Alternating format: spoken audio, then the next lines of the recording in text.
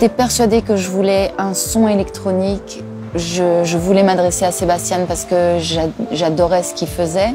Je suis partie sur une liste de bandes son. En fait, c'était des musiques de films. C'était à la fois des ambiances un peu angoissantes de films comme The Shining ou bien beaucoup plus orchestrés comme Psycho ou Jaws, ou même un truc comme Béla Bartók qui était très chaotique et brutal.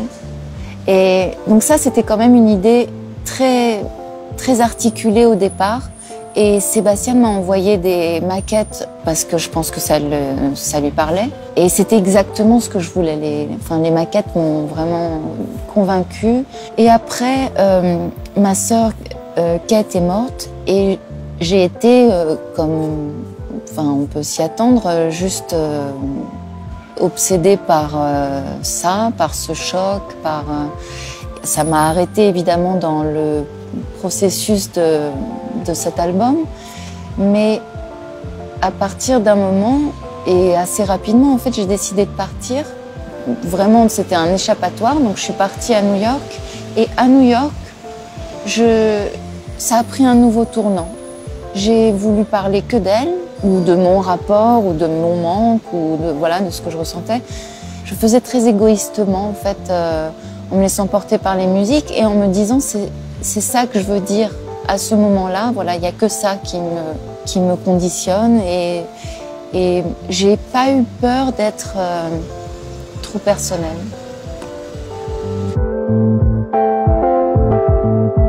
C'est une forme de souffrance pour moi.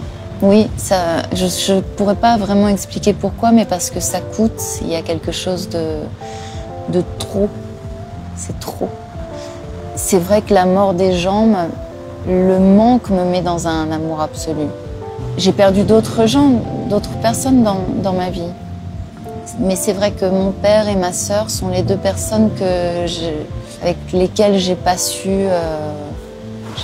et je sais pas comment, et voilà.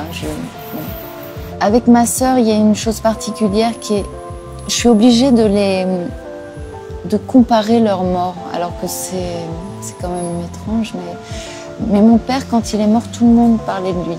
C'était normal, c'était un deuil national presque. Voilà, donc il appartenait à tout le monde, et les gens avaient une vraie peine, mais je pouvais pas m'associer à la peine des autres, parce que pour moi, il n'y avait rien de plus fort. Donc j'ai pas pu en parler du tout. J'ai gardé ça pour moi, c'était difficile, ça m'a pris du temps. Et là, avec ma sœur, c'est tout le contraire, j'ai envie de parler d'elle. Un point fort, je suis sûre, parce que je m'en suis servie, parce que aujourd'hui, je l'ai quand même apprivoisé. J'aime voir les gens timides, en fait, parce que je vois que les gens sont plus timides que moi. Ça me touche de voir la fragilité chez quelqu'un. Donc aujourd'hui, je peux plus dire que je suis timide. Parce que je suis pas timide. Je suis une ex-timide.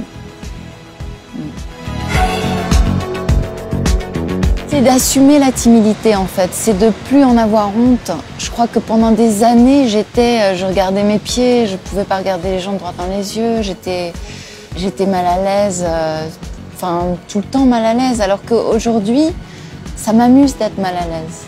Ça m'amuse de comprendre que oui, j'ai beaucoup de doutes. C'est ça qui me fait que je suis vivante, en fait. Ça me permet d'avancer. J'aime bien. Je suis jamais lassée, en fait, parce que on est toujours un peu à cran, un peu sur sa faim, en fait.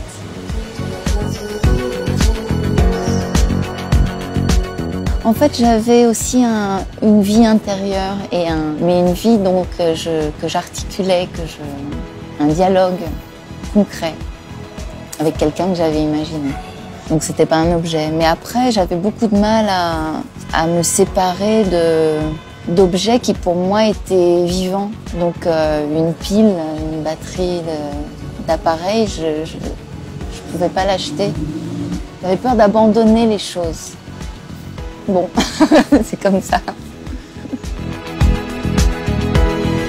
J'étais pas vraiment introvertie, mais je sais pas, j'étais très satisfaite. J'aimais tout, je m'ennuyais jamais, je crois. Il n'y avait pas trop de problèmes. C'est vrai que je faisais des cauchemars, mais plus enfin, c'était presque pas maladif, mais c'est compliqué à gérer pour les gens autour de moi, notamment ma sœur. Mais moi, j'ai embelli toute l'enfance parce que tant de choses sont passées. Enfin, voilà, je pense que j'ai eu une belle vie, quoi.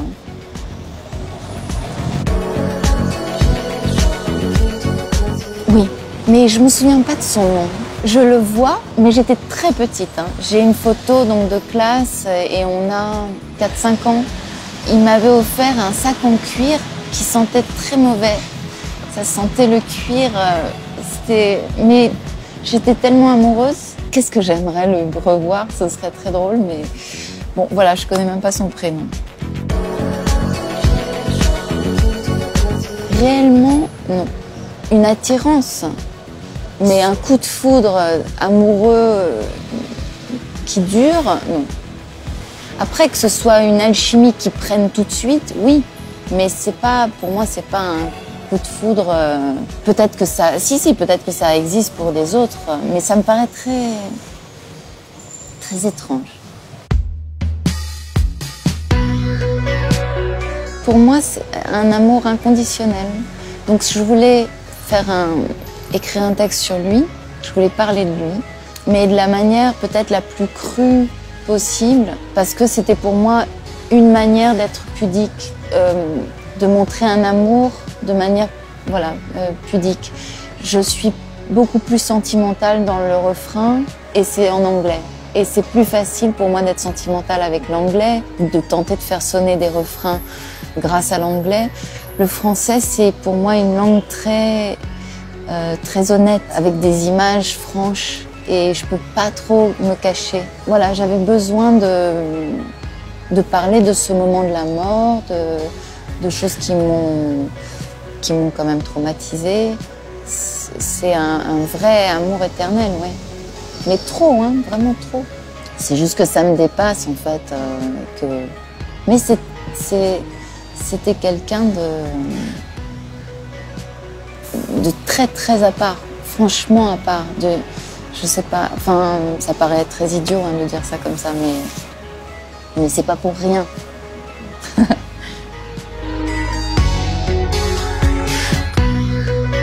Mais pour lui, en fait, les déclarations d'amour qu'il me faisait, elles étaient publiques. C'est que il m'a jamais pris dans ses bras.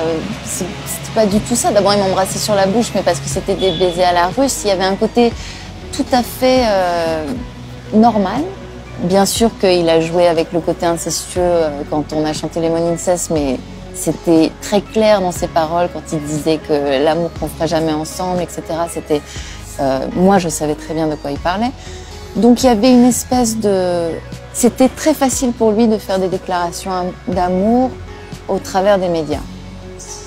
Donc le film qu'il a écrit pour moi, ce titre, Charlotte Forever, c'est ça, ces déclarations d'amour.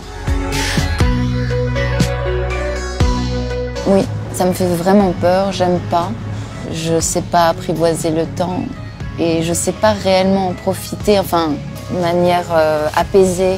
Donc oui, ça me fait peur. J'aime pas vieillir, j'aime pas que les gens que j'aime vieillissent. Et puis je pensais, c'est vrai, en vieillissant, je pensais qu'on devenait beaucoup plus serein, plus sage, et pas du tout.